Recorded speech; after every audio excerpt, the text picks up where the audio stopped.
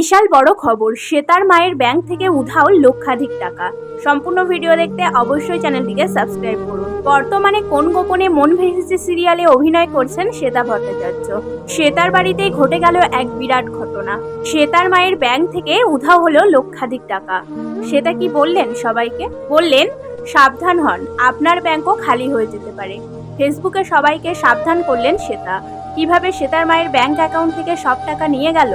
শ্বেতা বলেন, আগের শুক্রবার আমার মায়ের ফোনে একটা ফোন আসে। অপরিচিত কোনো এক নাম্বার থেকে বলা হয় আমি ব্যাংক থেকে ফোন করেছি। তখন আমি শুটিংয়ে ছিলাম, মা বাবা বাড়িতেই ছিল। মা ফোনটা যথারীতি ধরে এবং লোকটা বলে, আপনি দেখুন হোয়াটসঅ্যাপের নিচের দিকে 3টি ডট আছে, আপনি ক্লিক করুন। এবার ক্লিক করার পর মাকে বলা হয় স্ক্রিন শেয়ারে ক্লিক করুন।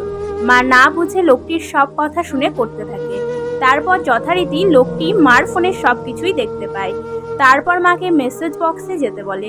সেখান থেকে লোকটি ওটিপি নিয়ে মায়ের অ্যাকাউন্ট পুরো খালি করে দিয়েছে।